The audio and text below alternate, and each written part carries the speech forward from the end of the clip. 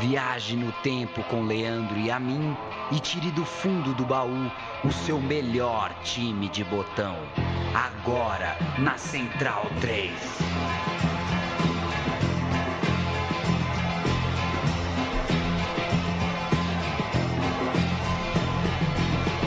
Este é o programa Meu Time de Botão. Você já sabe o que fazer. Sabe que uma vez eu fui num show, né, Paulo Júnior? Você já sabe, me conhece muito bem. Eu curto, viu, 20 e poucos anos na versão original, Fábio Júnior, na versão né? Fábio Júnior. Mas eu fui Charlie Brown. Eu fui uma vez no show do Lenine, fui junto com a...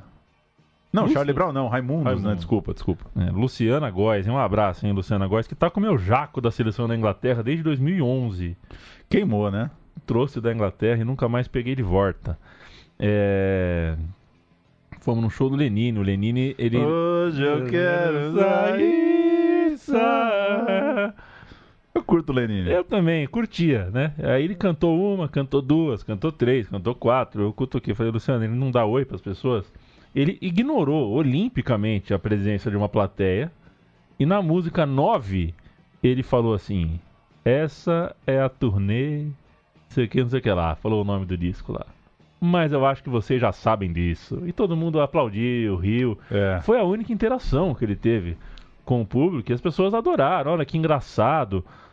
E o Lenine é o tipo de gente que você vê na MTV, você vê na Multishow. É um cara que fala, né, como se ele fosse um amigão da galera. Pelos cotovelos. Não, porque o importante é estar perto do público. Porque o público é maravilhoso. Fala com a gente, viu, meu irmão? Fala com a gente. Esse negócio de não falar nada. Boa noite, era um sábado à noite, tava frio pra chuchu. Eu fui com o meu jaco da Inglaterra. Ah, ficou daquele dia? Ficou daquele dia, nunca mais. Até porque a Luciana não se relaciona com quem não gosta do Lenine e eu tive que falar a verdade. Falei, ó, o Lenine morreu pra mim. Outra coisa que morreu pra mim, viu, Paulo? Eu não tô mais aguentando, tá me dando no saco. Assim, discussão sobre cultura, aí vira engraçado aqui e ali, eu faço diferente de você. Pô, mas que saco. Esse negócio de ketchup na pizza não tem mais graça nenhuma, né? Mas a maioria das coisas não tem graça, né? Pô, mas põe ketchup, não põe ketchup. Eu acho isso, sabe, quando eu vejo gente que, porra, eu gosto tanto de uma galera que é amiga, nossa. Que discussão mais chata. O Biratã Leal, deixa pra lá a pizza. Chegou o momento que a gente tá acabando o ano, né, Paulo? Já é alto dezembro aí. Vai saber o que vai ser das nossas pizzas em janeiro, né? Pois é. Tá tão difícil viver legal aqui. Se quiser colocar ketchup na minha pizza, tá tudo bem, meu. Mas o nosso esporte principal é ser chato pra caralho mesmo, né? Você viu aí o Los Hermanos, né? Voltou, hein? Vai voltar. Então, nunca saiu pra voltar, nunca foi pra voltar, tudo bem. Mas assim, que se gasta de energia tendo bronca do Los Hermanos, né, meu? Não vou advogar aqui a favor, tô cagando também pros quatro, mas assim, Pô, incomoda tanto mesmo assim anunciar que vai ter show do Los Hermanos, né, cara? Nossa, 2019 já começou mal. Então beleza, velho. Então fica com essa piada de merda aí que 2019 começou mal, porque 4 caras vão fazer um show ali que você não precisa ir, aliás. E que não vai tomar conta da tua vida, porque não se cobre música, né? Você não vai acordar um dia e vá no show do Los Hermanos. Não vai ter isso, né? Então tá, se o ano começa tão ruim porque vai ter um show de uma banda qualquer, né? Mas... tem coisa que parece que pede a opinião oficial do público, que todo mundo tem que se manifestar, né? Eu às vezes entro numas loucuras que falo, será que se um dia eu entrar num escândalo, vamos supor que o Zé Roberto me detesta, né? Você sabe disso, né? Zé Roberto do Palmeiras. Sou bloqueado, não consigo falar com o Zé Roberto. Entendi. Não que quisesse, né? Não que eu quisesse. Mas se um dia, de repente, o Zé Roberto faz um escândalo num vídeo, no Stories, me xingando, aí vira aquela enxurrada, a gente já passou por isso com um ex-programa aqui. Isso vira demanda, né? Você tem que responder, você tem que se posicionar. Cara, assim, foda-se, né? Porque a verdade é essa. O Los Hermanos, você sabe que eu gostei muito. Tenho todos os discos e tudo mais. Que também não são muitos, né? Não são muitos, são 4, mais acústico, que é um luau, né? Pior do que acústico é o luau, né? O luau é um produto Aliás, um abraço pro meu amigo Diogo, que pensava que a Sara chamava Sara Veste, porque no fim do programa vem lá, Sara Veste, blá blá blá, calça não sei o que, biquíni, rosa chá, calça leves. Aí ele, puta, é bonita essa Sara Veste, hein? Mas não, o nome da mulher não é Sara Veste, pô, é Sara, o Veste é o crédito. Pois é, gente, olha, eu tentei uma época também usar em rede social... só falar de coisa que eu gosto, né? Indicar leitura, elogiar coisa. Lembra aquele portal brasileiro que resolveu lançar a notícia boa do dia? E foi no dia que caíram as Torres Gêmeas. Não dava. Jornalismo é só desgraça. Mas é isso. Tem um livro muito legal, chama Elogio da Beleza Atlética. Acho que é isso. E fala da dificuldade de elogiar, né? É tão fácil falar que essa banda é uma merda, que esse cara é perna de pau. Mas, pô, então tá, se te incomodou tanto Los Hermanos, me recomenda uma música aí pra eu ouvir, já que você é o fodão da música. Prefiro Hemorroida ao Los Hermanos voltar. Nossa, quem falou que as coisas não podiam piorar? Então tá, meu, pega o Magnum Malta e leva pra casa, meu. Se uma porra de um show de Los Hermanos irrita tanto. Magnum Malta que tem disco, ele era cantor de pagode gospel, né? Falei por isso mesmo. E levou um golpe, né? O Magnum Malta levou um golpe. O primeiro golpe do governo Bolsonaro foi o Magnum Malta, né? Um abraço, hein, Magnum Malta. Vamos em frente, Paulo Júnior. O meu time de botão de hoje comemora aí a volta à primeira divisão do Goiás. O Goiás voltou para a primeira divisão do futebol brasileiro. Ele é bicampeão da Série B, não foi campeão dessa vez, mas ele tem 2 Séries B no elenco e, sim, não faz muito tempo atrás o Goiás conseguiu algumas boas campanhas respeitáveis. Entre elas, por exemplo, o vice-campeonato da Copa do Brasil de 90. A gente contou o meu time de botão desse Flamengo, que venceu o Goiás na final, né? O Flamengo dos garotos, lá, Djalminha e tudo mais. Marcelinho. Em 99, o Goiás foi campeão da Série B e repetiu a dose em 2012. Entre essas 2 campanhas de Série B, o Goiás conseguiu algumas campanhas memoráveis. A gente separou 4 delas, né, Paulo? A de 2003, a de 2005 e as campanhas continentais de 2006 e 2010, Libertadores e Sul-Americana, respectivamente.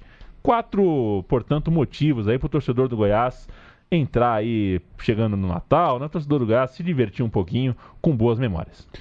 Primeiro campeonato de pontos corridos, 2003, e um campeonato que prometia ser cruel com o Goiás.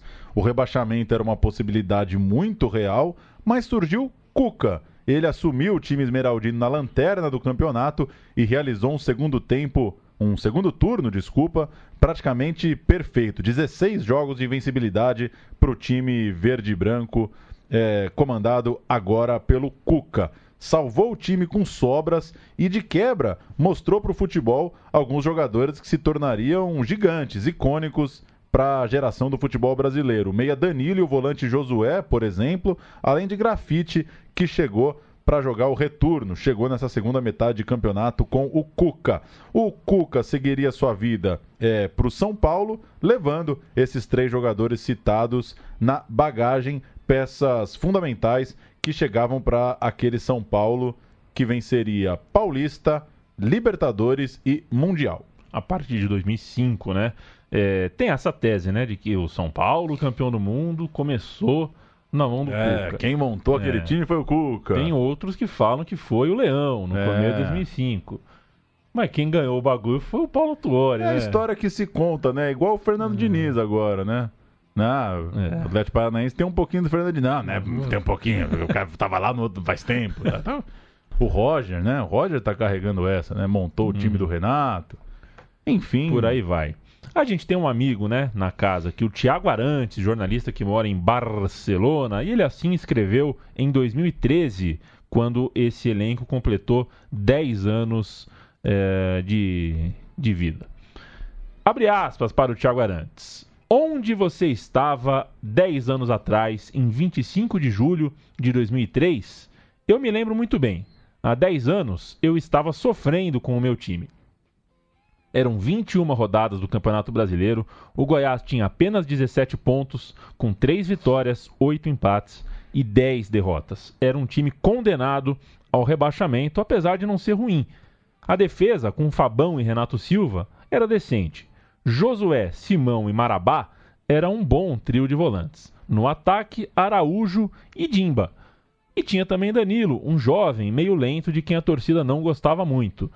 Aquele Goiás ainda ganharia o reforço do Grafite no segundo turno e ficaria 16 jogos sem perder. Faria uma campanha histórica na reta final, com direito à vitória sobre o Cruzeiro, o campeão, e a bater também no Santos de Robinho, que era então o atual campeão brasileiro. Esse jogo foi 3-0 em novembro. Foi um Goiás que entrou para a história por desafiar a matemática, as previsões mais terríveis, a incredulidade da própria torcida.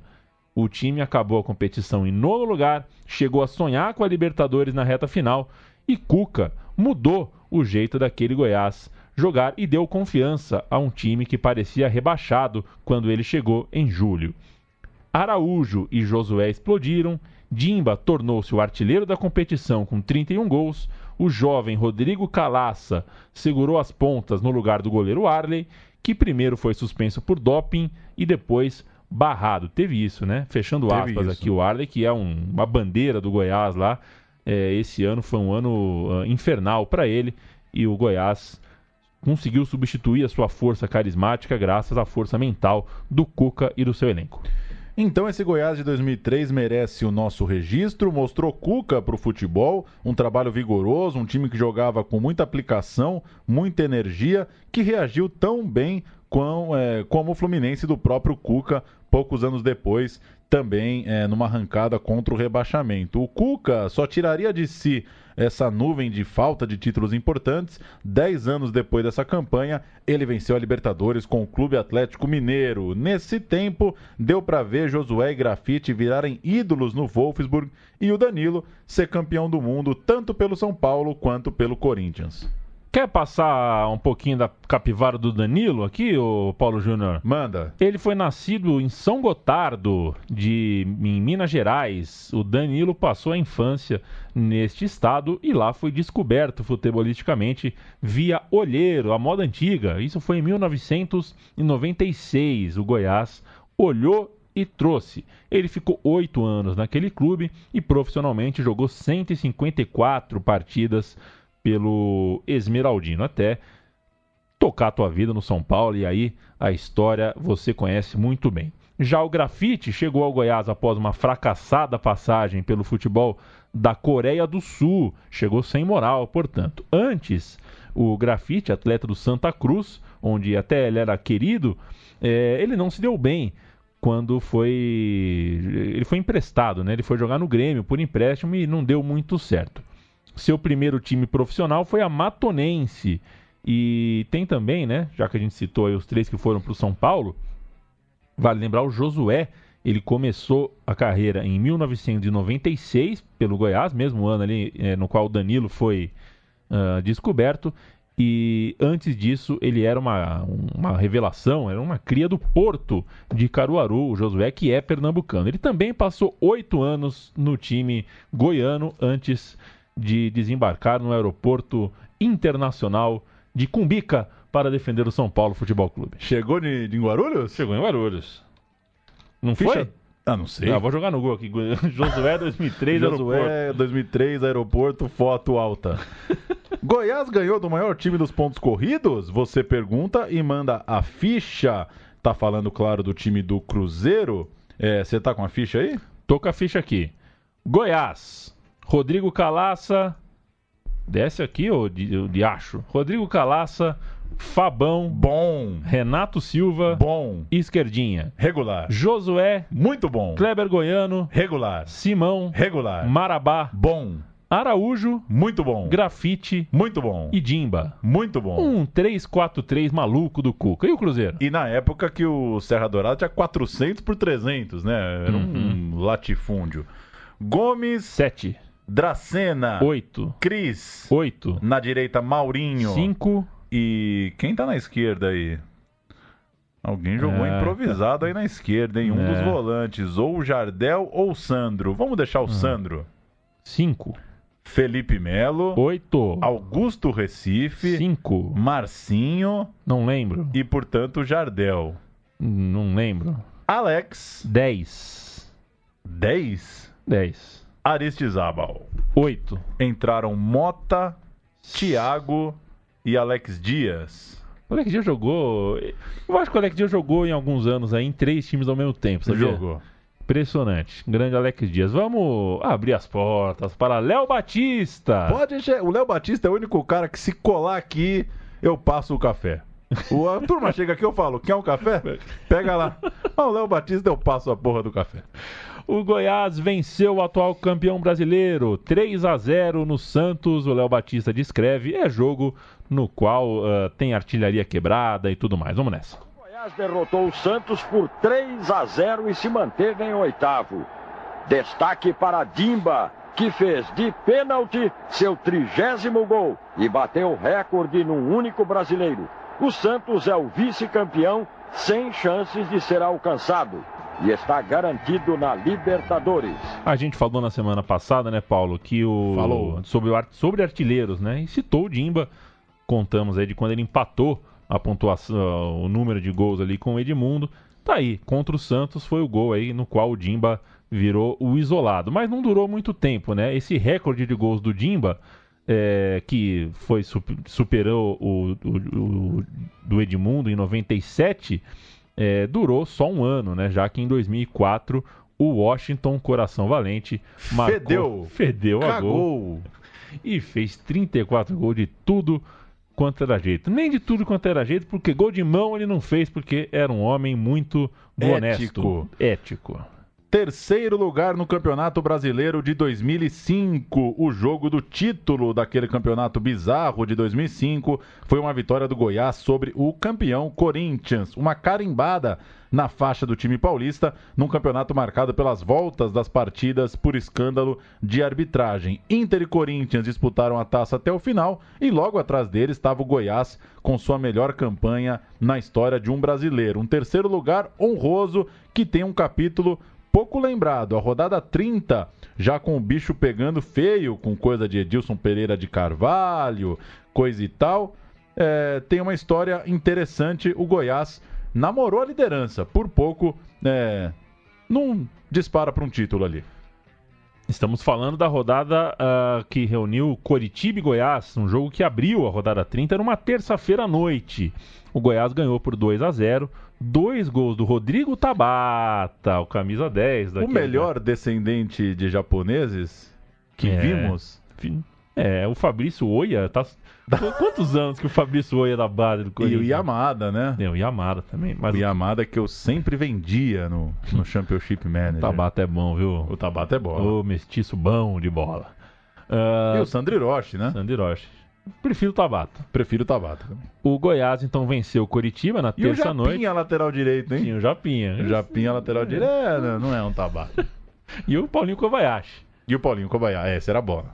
O time era treinado pelo Geninho, né? O Goiás era treinado pelo Geninho, 2-0 no Coritiba. E com aqueles 3 pontos conquistados no Couto Pereira, o Goiás chegava aos mesmos 53 pontos do líder Corinthians, com o mesmo número de vitórias, 16, mas em desvantagem no saldo de gols. Possuía 11 contra 13 dos paulistas.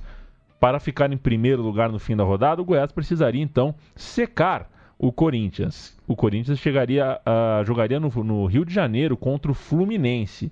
Uma vitória do Flu por 2-0 colocaria o Goiás como líder do campeonato pelos critérios de desempate. Qual o quê? Lê do engano. O que aconteceu foi o contrário. Fluminense 0, Coringão 2 e o gostinho da liderança durou apenas 24 horas. Quer passar a ficha comigo desse Coxa e Goiás?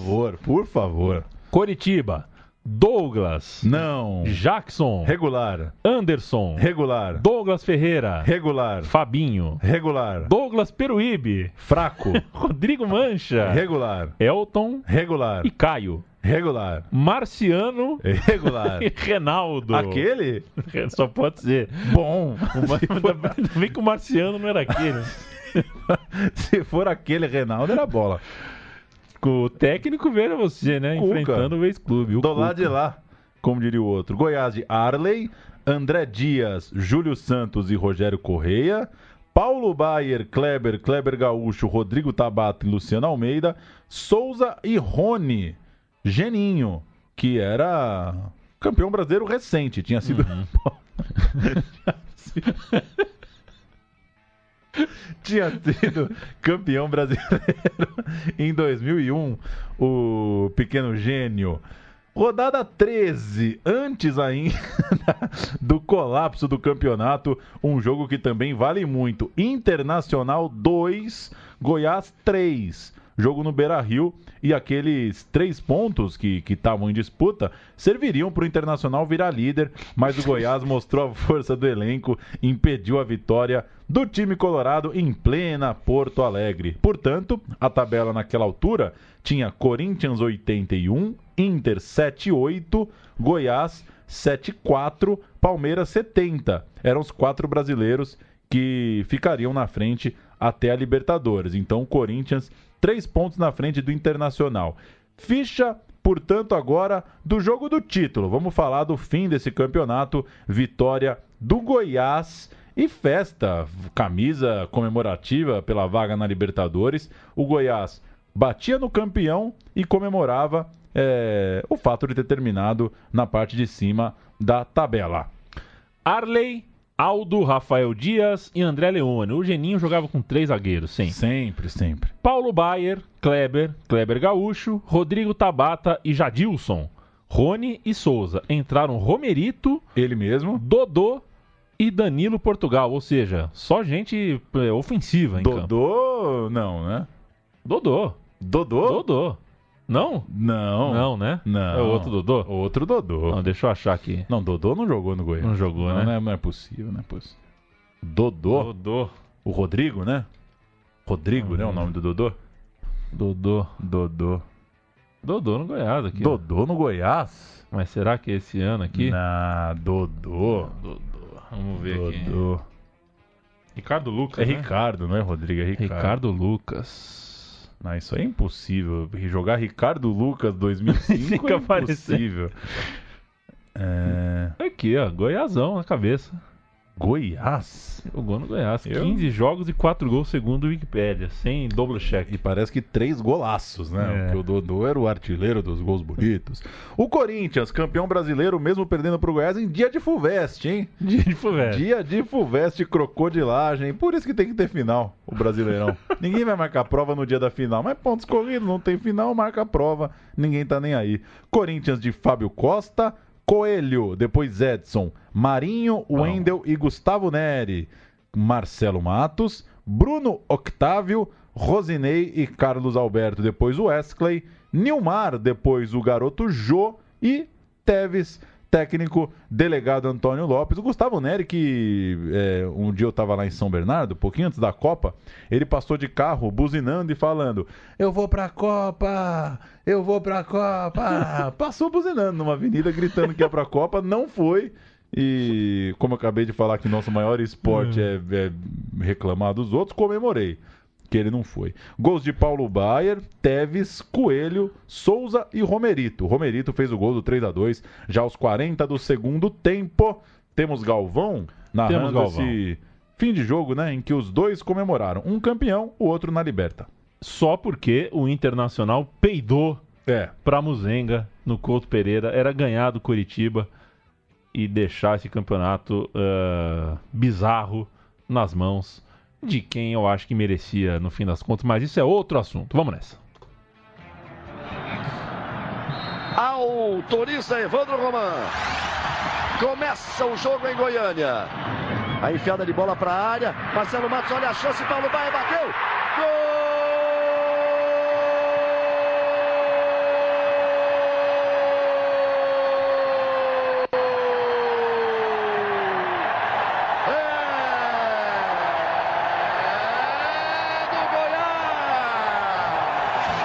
Alberto tentou botar na frente, Carlito Teves, lindo lance, bateu, gol!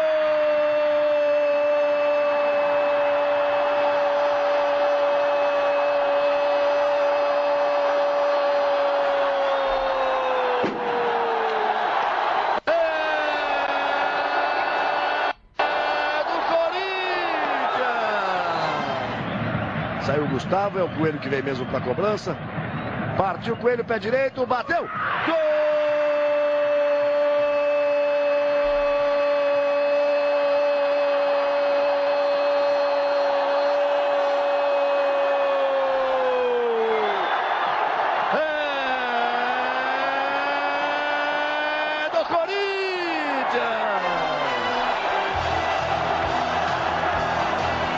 Cruzamento, vem bola para a área. Todo mundo a chance do Souza, girou, bateu. Gol!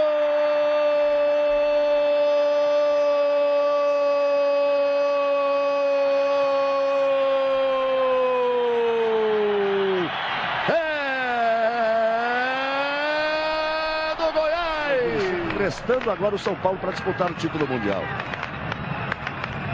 Aí o lançamento, olha o gol contra! Gol! Foi um gol contra que decidiu o jogo e o Galvão lembrou bem, né? O caos instalado no futebol brasileiro, absoluto, e o São Paulo indo jogar o Mundial de Clubes, né? O São Paulo tava descolado mesmo. Tava o futebol no maior baixo astral possível nesse país, e o São Paulão jogando e ganhando o Mundial Interclubes. Acho que nunca houve um contraste tão grande entre o torcedor de um clube de futebol no Brasil, e o resto, né? Não tinha como. Claro, o corintiano estava feliz, mas é diferente. Eu tenho certeza que a felicidade do título de 2005 era diferente dos outros títulos brasileiros que o Corinthians conseguiu na época. Libertadores 2006, o Goiás passa bem na fase pré, tira o Cuenca do Equador com goleada e cai num grupo com o Newell's, que tinha Ariel Ortega no meio e o jovem Escoco na frente, União Espanhola e The Strongest. O Geninho continuava no comando, o que significava a manutenção do esquema de 3 zagueiros. E o time foi muito bem na fase de grupos, tomou só 1 gol em 6 jogos, encaminhou a classificação com antecipação e não só ficou em primeiro, como no geral fez a 5ª melhor campanha de toda aquela Libertadores de 2006. Já na estreia, no Chile, vitória por 2-0 sobre a União Espanhola, que deixou todos impressionados com a qualidade do futebol da equipe. Reforços de peso não vieram, mas o Geninho achou coisa boa na base. Aquele time lançou o Wellington, só 19 anos, muito veloz, imparável. Lembro bem desse início de Libertadores, comendo a bola, o time do Goiás. A gente tem o Globo Esporte contando a alegria, né, do povo ali, um pouquinho de fala povo, uma graça sobre o Goiás, que era a sensação, foi a sensação da primeira fase daquela Libertadores. As chuvas do mês de março deixaram Goiânia colorida de verde. O gramado, as árvores, tudo fica com mais brilho nessa época do ano. E quando o assunto é futebol, o verde ganha mais espaço, mais vida. Essa é a cor do Goiás, que pinta esse ano como uma das surpresas na Libertadores. O verde é lindo, o verde é natureza, o verde é liderança. Dá-lhe Verdão! O Goiás participa pela primeira vez da Libertadores e mesmo verde dá a impressão de que está maduro. Está invicto, é líder do grupo 3 com 10 pontos. Foram 3 vitórias e um empate.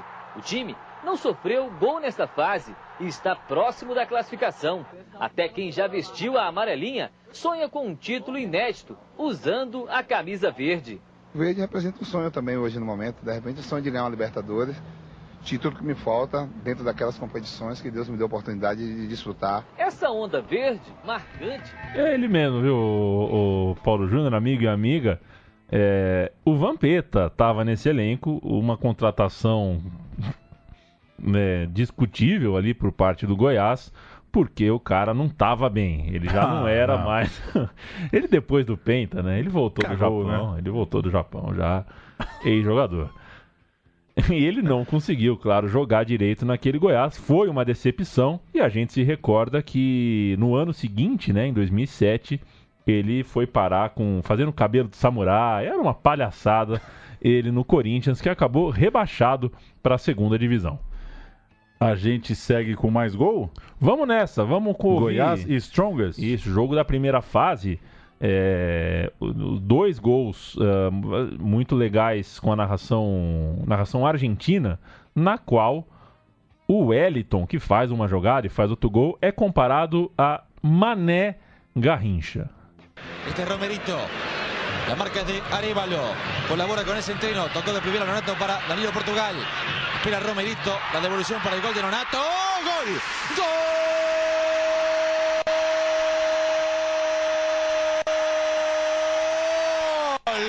De Goiás, magnífica construcción. Terminada en Nonato. Gana Goiás. Pierde de Strongest. 1-0. Muy buena pelota de Romerito. Aquí la baja bien. Ya la bajó para Nonato y había hecho también la anterior. Haciendo que Romerito, tocando de primera. Ahí está la pelota para Romerito. La baja perfecta para Nonato. Le gana a los centrales. Pelota con pie izquierdo abajo, suave.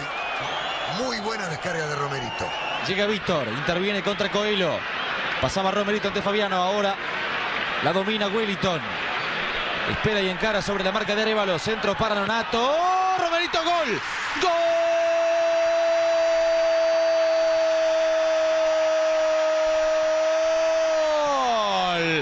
De Goiás, Romerito.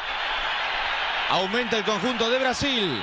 Goiás le gana de Strongest 2-0. Se reivindicó Wellington con Pacini. Salió como Garrincha. Así salía Garrincha. Del freno al movimiento en una baldosa. Aquí está. Ya ganó la posición. Cambia de palo. Perfecto el cruce. Não foi, né? Eu queria ter essa voz aí. Ainda dá tempo. Ganhou na posição. Dá tempo. Que loucura. É muito charuto. E assim, no fim das contas, o Wellington não... Parece que não foi, né? Como não foi um Garrincha. Tudo bem, tá lá, mais um trabalhador brasileiro. E acho até... E acho assim, porque, primeiro, ele jogou no Goiás, né? Não jogou nos times do tal do eixo, São Paulo, Rio, Minas, Rio Grande do Sul. E depois, quando foi pra Europa, não foi pra Espanha e Itália, né? Foi pra Rússia, acho. Jogou no São Paulo, né? Jogou no Grêmio, teve umas voltas aí. Mais tarde jogou no São Paulo, no Grêmio, mas esse caminho, né, Goiás, Rússia, aí faz com que ele não esteja aí no imaginário de boa parte do público, mas era bola, sim. Bola, um jogador que gostava do drible, que ia pra cima, muito insinuante. Enfim, era o Goiás do Wellington, de 19 anos, muito bem o Goiás, classificado para as oitavas de final da Libertadores, e não deu muita sorte, né? O adversário foi o Estudiantes de La Plata, um time com história na competição, e a excelente campanha de até então não se sustentou em solo Pincharrata. Jogo de ida, Estudiantes 2, Goiás 0, time que fez uma má campanha na primeira fase, mas foi bem nas oitavas, foi bem no jogo do mata-mata. Essa coisa do decidir em casa é uma armadilha, né? É uma armadilha. Quando você pega um Estudiantes daquele. E esse Estudiantes classificou-se na Bacia das Almas, com gol no fim na última rodada. O que é a Bacia das Almas, Bacia né? das Almas. Mostrou aquele time que tinha realmente a tal de la mística, como disse na saída do gramado o atacante do Estudiantes, o Pavone. E ainda assim o Goiás foi pra cima no jogo de volta, um jogo memorável. Não sei se você assistiu esse jogo, né, Paulo? Assisti. Porque era aquele jogo das 7h30, acho, né? 2006, primeiro ano da faculdade, eu simplesmente não entrava nas aulas em noites de Libertadores. Geninho meteu 3 atacantes em campo, o Goiás chegou a reverter o placar, esteve levando a partida para os penais, mas foi castigado perto do fim, quando o trabalho sujo já estava feito. Ainda chegou a fazer o terceiro, ficou por um golzinho, 4-1, ia derrubar o Serra Dourada. O estádio ia, como diz o outro, literalmente abaixo, vai saber o que é isso. Mas o gol fora de casa do Estudiantes foi suficiente para eliminar os nossos heróis aqui do meu time de botão. O Goiás estava fora e deixou assim de enfrentar na fase seguinte o atual campeão, né? Pegaria o São Paulo nas quartas de final. O Estudiantes fez duelos memoráveis contra o São Paulo nestas quartas de final. O Goiás naquela noite, Arley, Fabiano, Rogério Correia e Júlio Santos, Vitor, Danilo Portugal, Romerito, Jadilson, Rony, Nonato e Wellington, o técnico Geninho. O Estudiantes jogou com Herrera, Angeleri, Alayes, Cáceres e Núñez, Branha, Huerta, Gelabert e Sosa, Pavone e Calderon. Entraram Cardoso, Carrusca, e Gavilã, o técnico, o mítico Jorge Burruchaga. O Goiás abriu o placar aos 6 minutos com o Vitor. Aos 20 já estava vencendo por 2-0 e tinha aí 70 minutos para administrar e marcar um golzinho. Mas o Caldeirão, aos 31 do segundo tempo, fez o gol de Estudiantes e Juliano fez 3-1 quando não dava tempo para mais nada, aos 47. A gente vai ouvir o segundo gol, o gol do Nonato, o gol que tirou do Estudiantes a vantagem. Naquele momento estava dando jogo, estava dando possível vaga, estava dando penais para o Goiás. Atenção na bola, cruzou na boca do gol!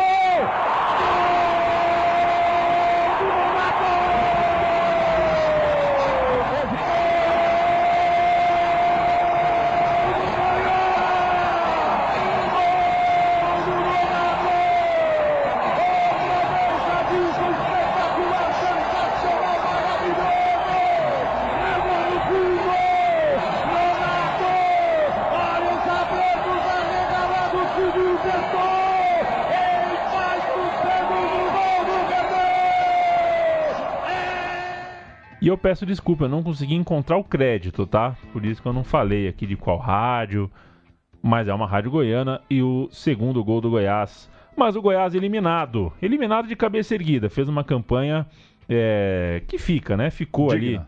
Ali, uma campanha bastante digna. Como foi, e aí a gente entra na última grande história aqui desta edição, em 2010, né? O Goiás vice-campeão da Copa Sul-Americana.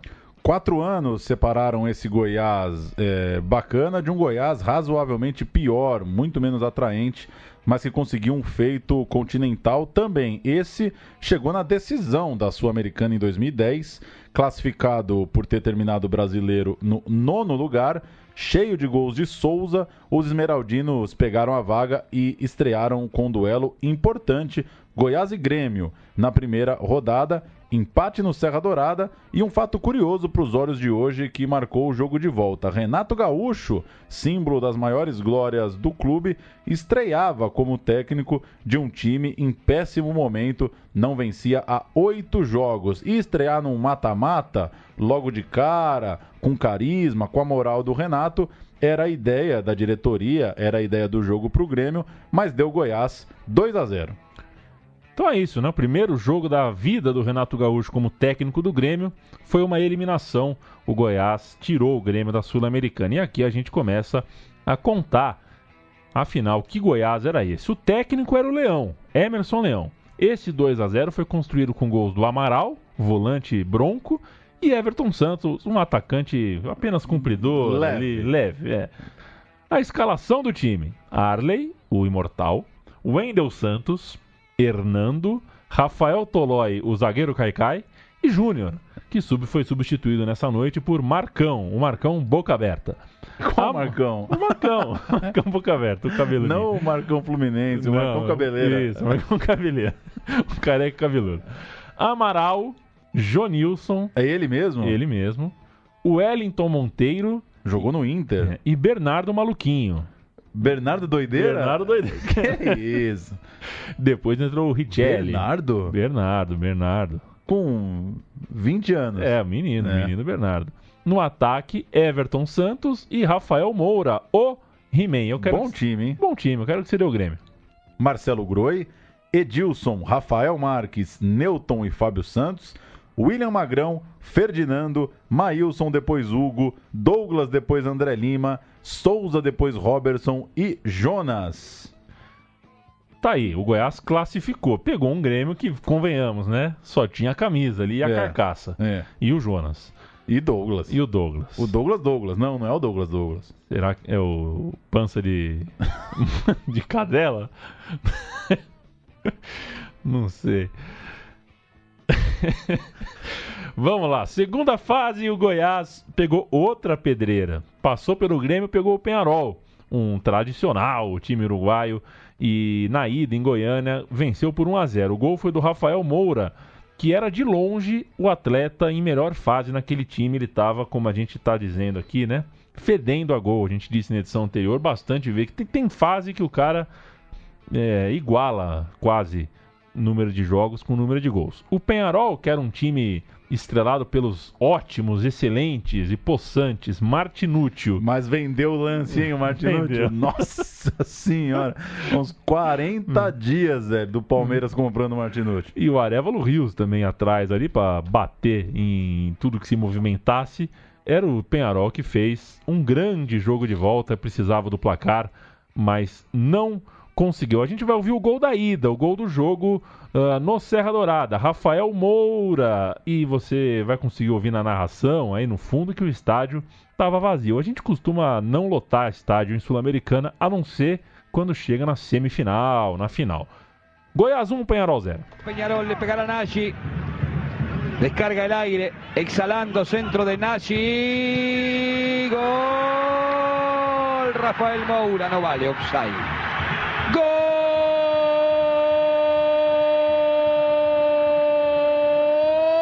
del Goiás! Habilitado, llegó de atrás Rafael Moura. Goiás le gana a Peñarol después de una pelota parada, 1-0. Não marcaram a nadie. Offside é o caralho, rapaz. É gol do Rafa. É caixa. Jogo de volta, uma ignorância. O Rafael Moura marcou um gol absurdo logo aos 15 minutos. Domínio no peito, escorou, deu um corte seco e com o goleiro no chão fez um baita de um golaço. E a partir daí... O gol mais bonito da história da Sul-Americana. Pode anotar aí. E a partir daí... mas eu vi um gol aqui no Pacaembu do Marcos Assunção de falta. Na Sula também. Que é aquilo, velho? Que é aquilo?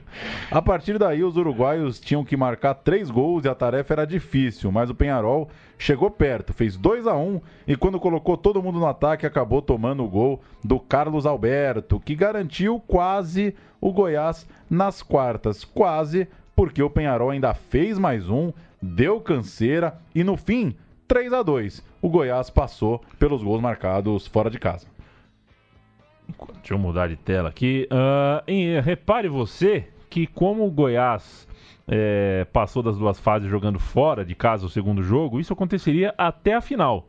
Sempre fazendo a primeira no Serra Dourada. Foi assim em todas as fases. E nas quartas de final, a fase seguinte, isso aconteceria naturalmente. O adversário era o Avaí, jogo em Santa Catarina.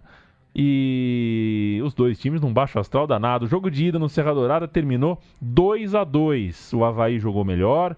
O Avaí tinha agora um placar com gol fora de casa e decidiria em casa, podendo empatar. O Goiás conseguiu esse empate, esse 2-2, aos 48 e 40 do segundo tempo, com um gol que pareceu que usou a mão para fazer. O autor, é claro, o Rafael Moura, que estava em estado de graça, encantado, e ele, vale dizer, marcou também o primeiro gol, né? Foi 2-2, 2 gols do Rafael Moura, mas o Avaí estava perto da vaga, só precisava fazer a lição de casa. O jogo de volta servia como uma boia na esperança. Que bonito, hein? De ambos. O Avaí estava no 18º lugar no Brasileiro e o Goiás estava no 19º lugar. Ambos, então, claro, lutando contra o rebaixamento. O Goiás estava numa situação que tinha que vencer todos os 6 jogos restantes. E ambos motivavam o debate, né? Será que vale a pena jogar a Sul-Americana? Será que não é melhor poupar os jogadores e focar no Brasileiro? Enfim, o Goiás não pensou nisso, foi com fome para cima da Sul-Americana, foi com tudo pro jogo na ressacada. Aquele Avaí tinha Zé Carlos, Emerson Nunes, depois Marcelinho e Rafael, Patrick, Diogo Orlando, Rudinei, depois Jefferson, Caio, Valber, depois Robinho e Pará e Roberto, desculpa. Valber e Robinho, Roberto na frente, o técnico era o Benazzi. O Goiás jogou este jogo com Arley, Tolói Caicai, Hernando e Marcão boca aberta. Douglas Amaral, Carlos Alberto, Marcelo Costa e o Wellington Saci. No ataque, o Felipe e o Rafael Moura. Entrou apenas o Jones em campo. O técnico era o Arthur Neto, porque o Leão, né, com o colapso goiano no Campeonato Brasileiro, evidentemente já tinha se mandado, estava demitido, mas o Goiás estava na semifinal pauleira, porque ganhou do Avaí. E na semifinal, depois de passar, portanto, do Avaí, veio o Palmeiras de Felipão, todo crente de que a alma copeira estava de volta com o treinador Luiz Felipe Scolari. Tempos de vacas magras, mas mesmo assim, Palmeiras, de certa forma, favorito ali contra um azarado Goiás. Jogo de ida em Goiânia, Marcos Assunção do meio da rua, golaço, Palmeiras com a camisa verde-limão, 1-0.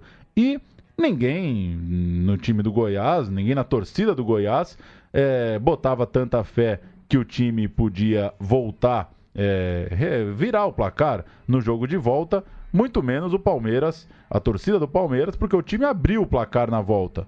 Luan abriu o placar aos 33 minutos do primeiro tempo, Carlos Alberto empatou nos acréscimos do primeiro tempo e o Hernando, aos 36 do segundo tempo, fez 2-1 para o Goiás no Pacaembu. O Goiás eliminava o Palmeiras pelos gols marcados fora de casa. De virada, hein? No pique o Palmeiras? Que façanha. Sim. Deola, regular. Márcio Araújo, regular. Danilo, regular. Maurício Ramos, ruim. Gabriel Silva, regular. Edinho, bom. Marcos Assunção, muito bom. Tinga, ruim. Depois Everton, bom. E Lincoln, muito bom. Depois Dinei, regular. Luan, regular. E Kleber Glad, regular. O Goiás jogou com Arley, Rafael Tolói, Hernando e Marcão, Douglas, Carlos Alberto Amaral, Marcelo Costa e Wellington Saci. E Otacílio Neto ao lado de Rafael Moura. No ataque entraram Felipe e Jonilson. E o Alípio Nogueira, das 730M, ele mesmo, vai narrar pra gente o gol da vaga, o gol que colocou o Goiás na final. Façanha em terras paulistas, grande virada. Bola desviada, tinha de qualquer maneira Maurício Ramos, bola para Felipe, toca a bola lá para trás, o Palmeiras é todo defesa, vem embora o time do verde, Carlos Alberto manda a bola para frente, ela quicou, deu certo para Marcão, passou ali pelo lado do Otacílio Neto, Marcão pediu, passou Marcão, bola para ele, agora, preparou, levantou, olha o gol, sacudiu! Sacudiu.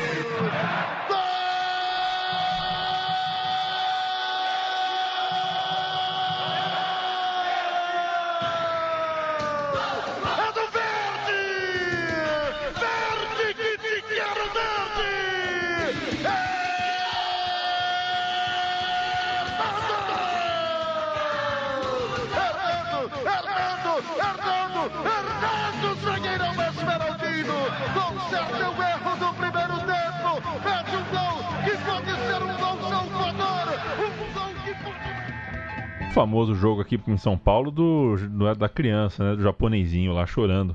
Foi nesse? Foi nesse jogo. Mas ele chorou muito. Chorou muito esse menino, hein? Goiás na final, portanto, pegaria o Independiente e víamos uma situação estranha. O Grêmio, a primeira vítima do clube goiano, se vestia de vermelho porque torcia pelo título dos argentinos. Essas bizarrices do calendário, essas coisas que a gente se pega pensando e vendo no futebol brasileiro. O Grêmio tinha que torcer para o clube argentino para abrir uma vaga na Libertadores do ano seguinte, já se o Goiás ganha a Sul-Americana, rouba uma vaga brasileira que seria do Campeonato Brasileiro. Jogo de ida, uma bola espirrada virou um passe aos 14 minutos, Rafael Moura marcou 1-0 pro Goiás. Foi um passe espírita, foi uma coisa... Não dá para entender, não dá para entender. Aos 20, 2-0, Otacílio Neto, o já rebaixado Goiás, jogando bem contra o rival argentino. Ainda no primeiro tempo teve outras chances de abrir para uma goleada. Não foi para goleada, mas fez um 2-0, placar que tá longe de ser ruim para uma ida de final. Goiás 2-0 aqui no Brasil. O Ronair Mendes vai narrar o primeiro gol. Esse gol que a gente descreveu aqui como gol vindo de um lance espírita. Carrega pela meia, ajeitou para Rafael Moura, deixou Carlos Alberto, bateu pro gol, bola tocou na defesa, vem Douglas e estica a perna o Maré aqui para sair pro jogo. Carlos Alberto cruzou para Rafael Moura, vai chacoalhar, tudo chacoalhou!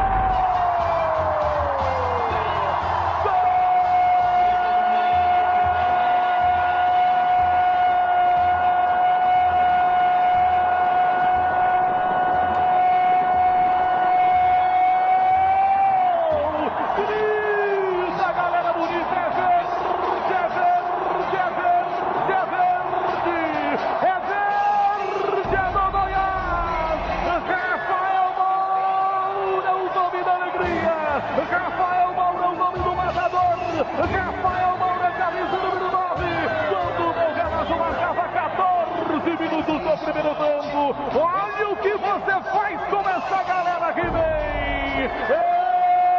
Ele tem a força de marcar. Rafael. O título estava perto. O torcedor do Goiás tinha motivos para acreditar. Acontece que o segundo tempo do jogo de volta foi uma doideira. Vamos a Independiente e Goiás, o jogo decisivo da Sul-Americana de 2009, né? Ou nós estamos em 2010? De 2010. O Independiente, Navarro, Túzio, Mateu Velasquez e Marek, Cabreira, Bation, Fredes e Martínez, Rodrigues e Parra. Arley, Tolói, Hernando e Marcão, Douglas Amaral, Carlos Alberto, Marcelo Costa e Wellington Saci, Otacílio Neto e Rafael Moura. Velasquez abriu o placar no primeiro tempo, Rafael Moura empatou no segundo tempo, mas o Parra fez aos 26 e aos 34 para levar para os pênaltis. Final não tem gol fora, então o 3-1 foi suficiente. Uma loucura, porque valeria para o Goiás, né? O 3-1 ali, sim, com gol fora valeria. E quando o Rafael Moura empata aos 22 do segundo tempo, você não imagina que 12 minutos depois o jogo estaria 3-1, né?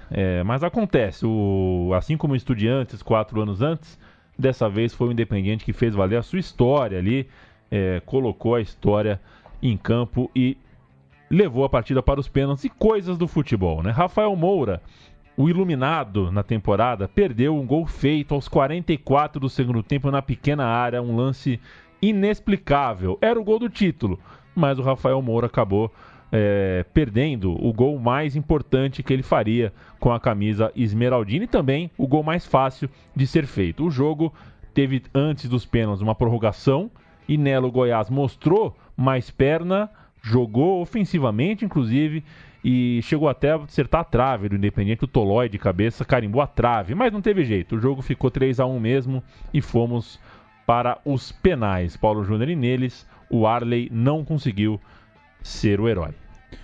Maxi Velasquez, Parra, Gracian, Mateu e Túzio converteram todos os batedores do lado argentino. Rafael Tolói, Everton Santos e Rafael Moura também marcaram, mas o Felipe perdeu a terceira cobrança brasileira, mandou a bola na trave direita e o Goiás voltava da Argentina vice-campeão, com a taça pertinho e com uma Série B pela frente. Que loucura, né? Que Natal para o torcedor esmeraldino. Muito perto da taça internacional, o Goiás escapou e ainda teve que jogar a segundona no ano seguinte. Teve que lidar, né, com essa tristeza de ter que jogar a Série B. E a ressaca foi tão grande que não subiu, né? Não subiu em 2011, mas em 2012 conseguiu o título da Série B, voltou a figurar na primeira divisão, sem nunca mais o mesmo sucesso de campanhas como a gente contou aqui, de 2005, por exemplo, ou a mesma de 2003, que teve uma...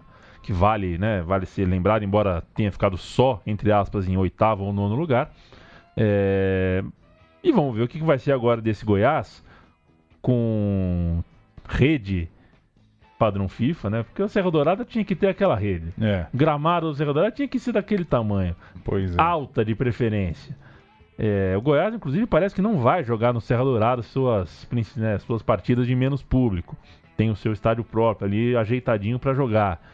Então é um outro Goiás, é um outro momento aí, mas é um time que tem acho que com todo respeito ao Atlético Goianiense, até o Vila Nova, né? É um time que tem dá para chamar... Tem o punch. Dá para chamar de o maior time da região ali, sem constrangimento pelos resultados, pelo tamanho aí do que já fez, do que construiu no passado recente, inclusive. Assino com o relator. Que bom, Paulo Júnior. Boas histórias do Goiás. E a gente se manda, Paulo Júnior. Temos mais uma semana, mais um time de botão antes de der a nossa paradinha de verão, né? Estamos em 2018 ainda? Fim de 18. Estamos no fim de 18. Vai acabar, hein? Tá quase acabando. Vai acabar. A gente vai preparar mais umzinho, né? Pro mais umzinho. Então tá feito. Vamos nessa. Até semana que vem. Valeu. Valeu.